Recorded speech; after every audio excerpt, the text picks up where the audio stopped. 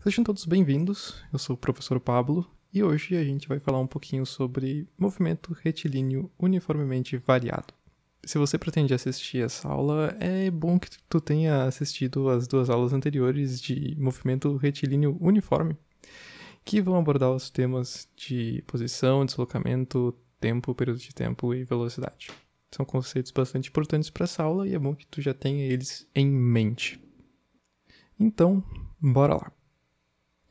Se você é de Porto Alegre, talvez já tenha ouvido falar sobre essa situação, mas eu acabei descobrindo só essa semana que tá dando vários rolos lá com o aeroporto Salgado Filho, porque eles estão a fim de ampliar a pista de decolagem do aeroporto e aparentemente várias famílias da Vila Nazaré precisam ser deslocadas ali da vila para um outro lugar. Isso já tá rolando há um tempo, na verdade, mas aparentemente agora, que já tá no finalzinho, aparentemente, tá dando vários rolos com as últimas famílias que precisam ser deslocadas. Problemas burocráticos, aparentemente. E soma isso a toda a situação ruim de quem ainda precisa se mudar, como a gente pode ver nesse artigo publicado pelo Zero Hora, em que quem ainda não se mudou lá que são poucas famílias, na verdade, tá sofrendo com os problemas de falta de abastecimento e até infestação de ratos. As famílias da Vila Nazaré estão sendo deslocadas para o loteamento Irmãos Marista, no bairro Rubem Berta. E ao todo eram 936 famílias para se mudarem para esse lugar. E agora aparentemente falta 71, de acordo com o artigo do Jornal do Comércio, mas que talvez quando vocês escutarem essa aula já vai estar desatualizado. Bom, mas por que é importante para o aeroporto ter uma pista maior? Na verdade, não só para o aeroporto. Por que é importante, num sentido geral, o aeroporto ter uma pista maior e causar essa situação toda? Porque uma pista maior possibilita um tráfego de aviões maiores no aeroporto. E isso significa mais transporte de mercadorias, que facilita o comércio, e também o transporte de pessoas. E o plano é que a pista acabe com 3,2 quilômetros de extensão. E se eu não me engano, ela já tem os seus 2 quilômetros, o que já dá para fazer bastante coisa. Mas 3 quilômetros permite tráfegos de aviões como um Boeing 747, que é o famoso Jumbo, muito usado para fazer viagens intercontinentais, inclusive. Ok, então a gente já entendeu o sentido utilitário de ter uma pista maior. Mas agora vamos tentar entender o sentido físico da coisa. Assim, por que um avião ele precisa ter uma pista dessa extensão para decolar ou para pousar? Será que isso poderia ser contornado de alguma outra forma? A questão é que um avião ele precisa alcançar uma velocidade mínima para conseguir decolar. E normalmente fica aí na casa de 300 km por hora, o que é bastante coisa. E para alcançar essa velocidade, ele precisa de tempo e espaço para correr bastante e ganhar essa velocidade até que ele consiga decolar. Ou seja, é uma questão de aceleração. A aceleração é a taxa com que a velocidade de um movimento muda. O quão rápido o avião consegue chegar, assim, de 0 km por hora, parado, até os seus 300 km por hora. Isso, quem vai dizer, é a aceleração dele. Então, matematicamente, a gente escreve a aceleração como a variação da velocidade dividido pela variação do tempo. É bastante parecido, na verdade, com o que vocês viram nas aulas anteriores de MRU, quando vocês calcularam a velocidade com uma variação da posição. É análogo. Aqui a gente vai calcular a diferença entre a velocidade final com a velocidade inicial. E o período de tempo, como vocês já devem saber, é o tempo final menos o tempo inicial. Lembrando que é bastante comum a gente considerar tentar fazer com que o tempo inicial seja zero, assim como a velocidade inicial seja zero, que acaba facilitando um pouco os cálculos. Mas é sempre importante lembrar que quando a gente vai calcular isso, tanto a aceleração como a velocidade, a gente precisa das variações. E agora vamos assistir um vídeo de um avião bastante comum, não muito grande, que é o Airbus A320. E ele tá decolando aí e tem um celular gravando a velocidade dele, que seria ali o número maior, tá em km por hora. E ali em cima, vocês podem ver menorzinho, também tem a distância que ele percorreu. E a gente vai calcular qual a aceleração dele durante a decolagem, enquanto ele tá ali na pista. Eu vou deixar aí um cronômetro também no vídeo, para que a gente consiga fazer isso com a equação que a gente acabou de ver. Bom, ele decola com aproximadamente 286 km por hora. E chega nessa velocidade em 38 segundos. Agora, usando a equação da aceleração, e considerando também o tempo inicial igual a zero, e a velocidade inicial igual a zero também, a gente substitui os valores de tempo e velocidade, e calcula, a gente divide 286 por 38, o que vai dar 7.5. E 7.5 o quê? Bom, aqui nós temos quilômetros por hora por segundo. Então, ao longo dessa trajetória, em média, a velocidade mudou 7.5 km por hora por segundo.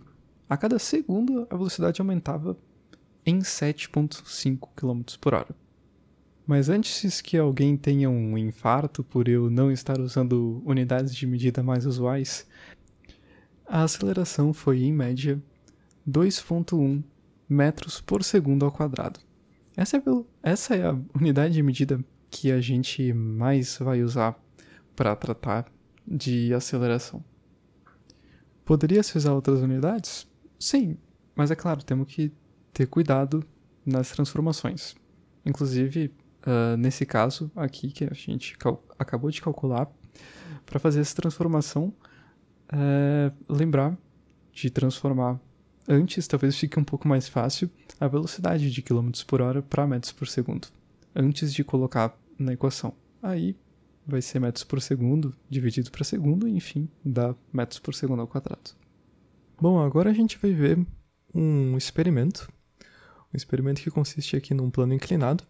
Aqui vocês podem ver os materiais, e ali no canto esquerdo tem um volante e cronômetro. Só para explicar, o volante ele é como uma rodinha que você já deve imaginar que vai descer o plano. Bom, começa inicialmente a inclinação do plano é acelerada através do calço, de modo que o volante percorra 160 centímetros. Que vocês podem ver ali naquela marcaçãozinha onde começou, o volante estava aos 160. Até chegar no final, em 20 segundos. E esse processo ele vai ser repetido e vai ser medido o tempo que ele leva para percorrer partindo não só do 160, como do 90, do 40 e do 10 centímetros. Assim, 10 centímetros seria a distância mais baixa ali na rampa. E aqui vocês podem ver as distâncias que ele começa, e ali no canto direito tem o tempo que ele leva para chegar no final partindo de cada distância dessas. Que no 10 centímetros, no caso, levou 5 segundos.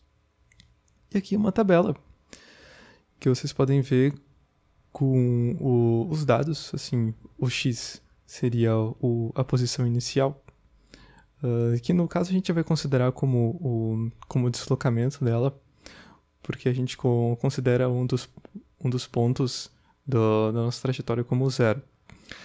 Ali tem o tempo também, e o tempo médio, né? Imaginando que a gente poderia realizar esse experimento mais vezes. E a partir de mais dados, a gente calcula uma média dos tempos. Isso é, a média do tempo, digamos, partindo de uma determinada posição. Assim, calcula várias vezes saindo do 160, calcula a média desses tempos. E assim por diante. Até que a gente calcula também a velocidade média, em que vai ser, como vocês já devem saber da aula de MRU, que vai ser o deslocamento dividido pelo intervalo de tempo. O deslocamento, por exemplo, aqui no nosso deslocamento de 10 centímetros, o nosso intervalo de tempo foi 5. Então, divide 10 por 5, a velocidade média é 2 centímetros por segundo. E assim por diante. E aí a gente vai completando ali os valores de velocidade média, e a gente percebe que eles vão aumentando progressivamente, assim, a cada passo vai aumentando em 2 centímetros por segundo. Começa em 0, vai 2, 4, 6, 8. Vocês notam que essa mudança é constante. Ou seja, a variação da velocidade é constante. Isso é, a aceleração é constante. Então agora, a gente vai calcular a aceleração. A gente pode usar a equação que a gente já conhece da aceleração, como a variação da velocidade dividido pela variação do tempo. E a gente pode também usar dessa equação aqui, que descreve a velocidade média como a média da velocidade final somada da inicial. Só que tem que ter um cuidado aqui, que essa equação ela só é válida quando a aceleração é constante. A gente já percebeu aqui que a aceleração é constante, então a gente pode usar essa equação.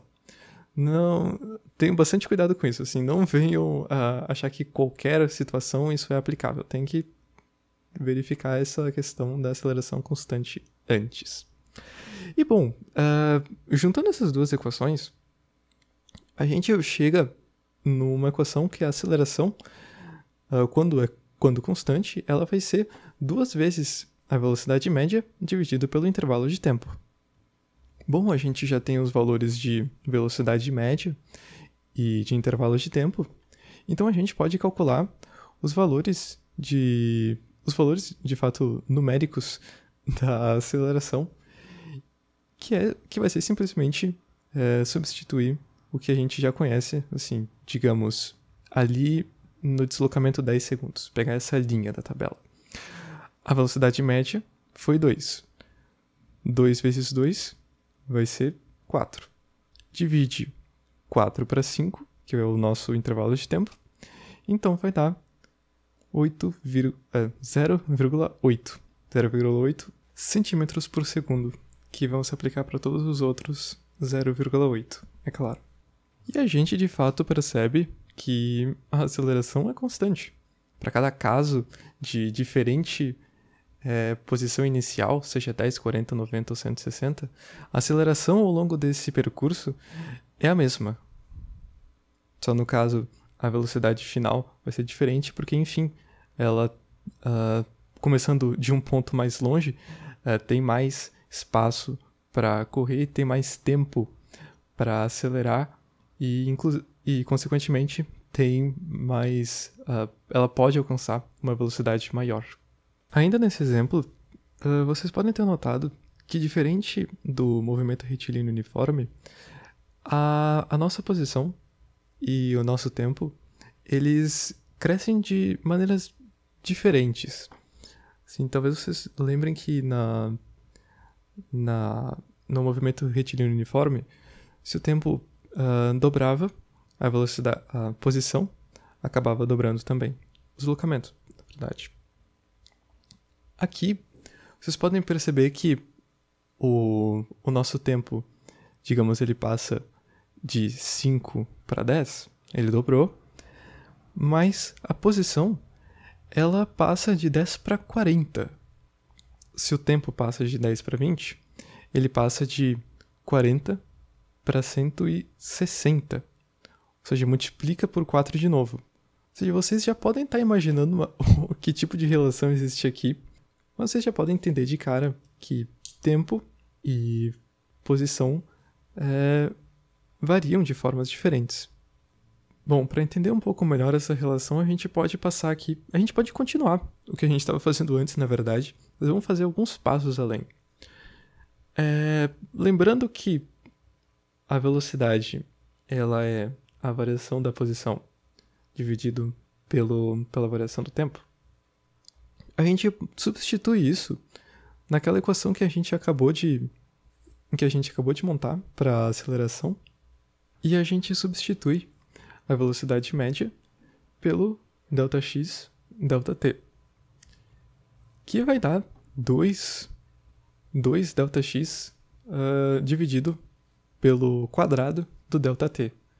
Bom, isso agora a gente vai tentar isolar o deslocamento, o nosso ΔX, passando o resto para junto do A, da aceleração.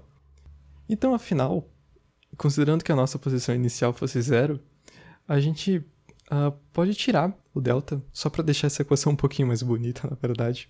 E a gente percebe que a posição ela é proporcional ao quadrado do tempo. Vocês podem ter notado naquela tabela que quando o nosso tempo multiplicava por 2, a nossa posição multiplicava por 4.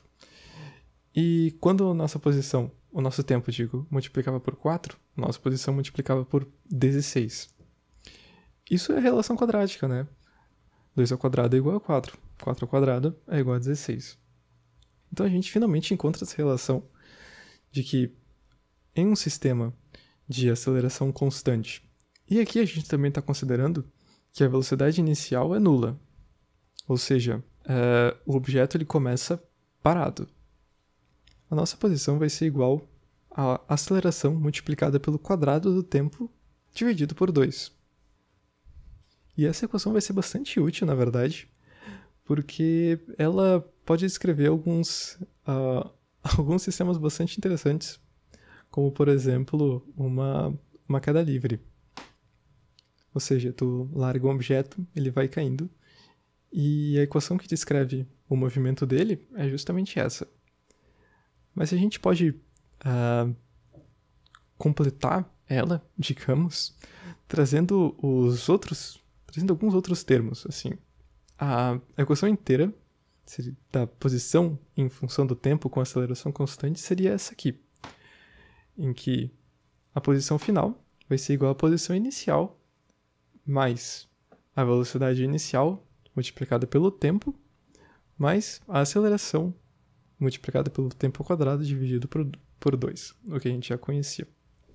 Aqui é de fato só a equação completa, assim, quando a gente não considera a posição inicial igual a 0, quando a gente não considera a velocidade inicial igual a 0, bom, ainda é possível descrever isso, e a gente usa essa equação para isso. E no caso da queda livre, a gente considera a aceleração igual a 0,8 metros por segundo ao quadrado. É interessante notar que um objeto que está caindo, ele de fato vai acelerando.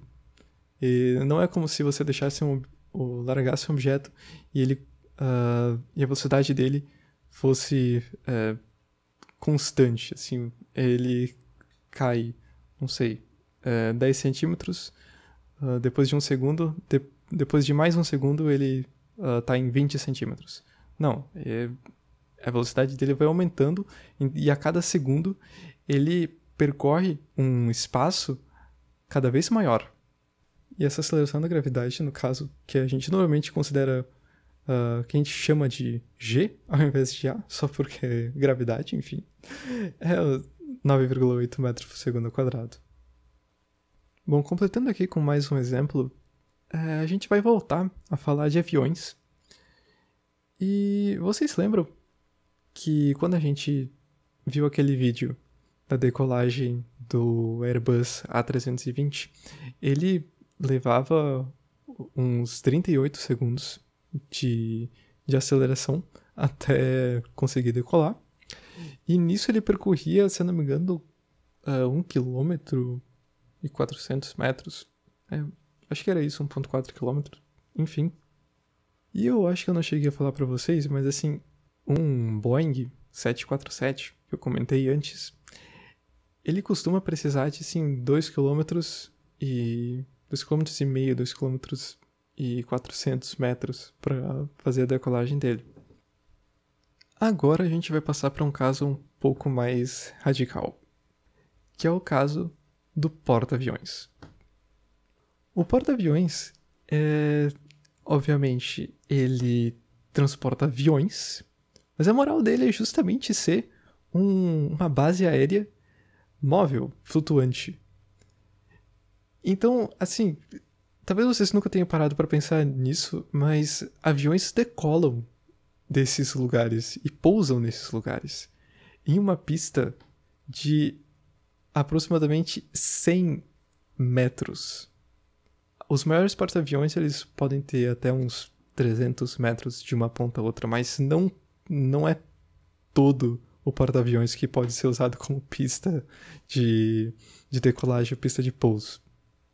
Então agora a gente vai ver como um avião, mais precisamente um jato, consegue pousar, passar de uma velocidade bastante próxima do Airbus, na verdade. E ele passa de uns 250 km por hora e chega a zero num espaço de 100 metros. 14 vezes menor do que o espaço exigido pelo Airbus e 24 vezes menor do que o espaço exigido pelo Boeing 747. E eu quero que vocês prestem atenção, principalmente nesse cabo que tem aí no chão.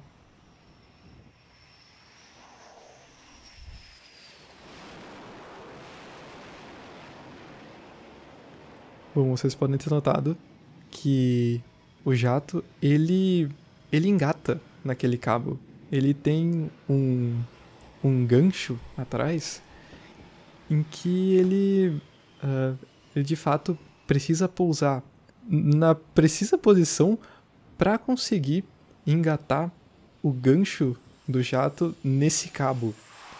E esse cabo tem todo um sistema de pistão embaixo do porta-aviões que vai ajudar a frear o avião que está chegando. Também existe um sistema para ajudar na decolagem, que, assim, tanto para pousar em 100 metros é difícil, para decolar também. E aqui vocês podem ver um momento em que eles estão montando esse sistema. Eles engataram ali o trem de pouso nessas suportes que tem no chão. Tem um trilho ali no chão que vai puxando o avião. E é justamente isso. Isso é uma espécie de catapulta, em que quando o avião vai decolar, ela ajuda a puxar ele por esse trilho. E quando ele chega no final, esse suporte que tinha ali preso no avião, ele solta. Aqui eu acho que a gente não vai conseguir ver o final, mas vocês podem ter uma ideia. Percebe que é uma aceleração bem alta, assim. Ele precisa chegar no final desses 100 metros, ali com os seus 250, 260 km por hora, para conseguir levantar voo. Para calcular a aceleração do jato, quando ele está pousando, a gente pode usar a equação de Torricelli. Essa equação aqui que eu estou colocando para vocês, que é a velocidade final ao quadrado, é igual à velocidade inicial ao quadrado mais 2 vezes a aceleração vezes o deslocamento. No caso, também a aceleração aqui deve ser constante. E essa equação é interessante porque a gente consegue associar as velocidades e a aceleração de um objeto e o seu deslocamento, mas sem precisar do tempo, que é o caso em que a gente tá tratando aqui, a gente sabe as velocidades em que a velocidade em que o jato ele pousa, a gente sabe o deslocamento que ele faz, 100 metros, mas a gente não sabe o tempo. E a gente quer encontrar a aceleração. Então, essa equação é especialmente para um caso que nem esse. Então, bom, a gente vai substituir aqui os valores que a gente conhece. A velocidade final é 0. Ele está parado no final. A velocidade inicial vai ser 250 km por hora, que aqui eu já transformei para metros por segundo, é 69,4 metros por segundo. E o deslocamento, 100 metros, ali no final, no ΔX. Então tá, a gente começa a calcular isso aqui, só para tirar as unidades de medida, deixar isso aqui mais limpo, né? Aí 0 vai ser igual a 69,4 ao quadrado, mais 200 vezes A. 200 que é aí 2 vezes o 100, né? Então tá, a gente isola a aceleração, já que a gente quer descobrir ela. Então a gente passa o 69,4 ao quadrado para o outro lado da equação, que ele acaba ficando negativo, e depois divide pelos 200 que estavam acompanhando o A, estavam multiplicando o A. Então tá, agora é só fazer a potência e dividir pelos 200, o que vai dar menos 24,1 metros por segundo ao quadrado. Mas agora vocês podem estar pensando, tá, aceleração negativa, como assim? Isso acontece justamente porque a aceleração é a variação da velocidade. Então, assim como para uma velocidade que vai aumentando, a gente representa com uma aceleração positiva, quando a velocidade cai, a gente representa isso a partir de uma aceleração negativa. Vocês podem ver ali, a velocidade final, ela é 0, enquanto a velocidade inicial é 69,4. Ou seja, do início até o fim, isso é, na medida que o tempo passa, a velocidade vai diminuindo. Então, para representar essa diminuição, a aceleração será negativa. Se vocês se lembram, a nossa aceleração, no caso do Airbus, tinha dado por volta de 2,1 metros por segundo ao quadrado, ou seja, aqui a gente tem uma situação em que a aceleração é mais de 10 vezes maior. Assim, inclusive, 24,1 metros por segundo ao quadrado é maior do que a gravidade. É mais que 2 vezes a gravidade. Ou seja, imagine a pessoa sendo jogada para frente com uma força igual a 2 vezes a força da gravidade.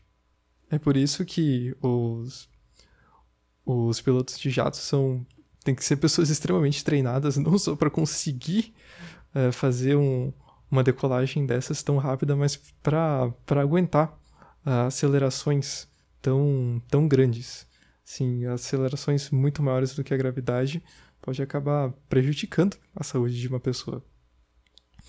E, inclusive, é por isso, né, gente, que as pistas de decolagem dos aeroportos convencionais, os aeroportos convencionais mesmo, elas têm que ser compridas. Imagine se numa decolagem assim convencional a gente fosse submetido a uma aceleração tão alta. Isso poderia prejudicar os passageiros. Sem falar que um sistema de catapulta ou daquele cabo de freagem para ajudar no pouso ou na decolagem seria muito mais elaborado para suportar um avião assim do tamanho de um A320 ou de um 747. Então é isso, pessoal.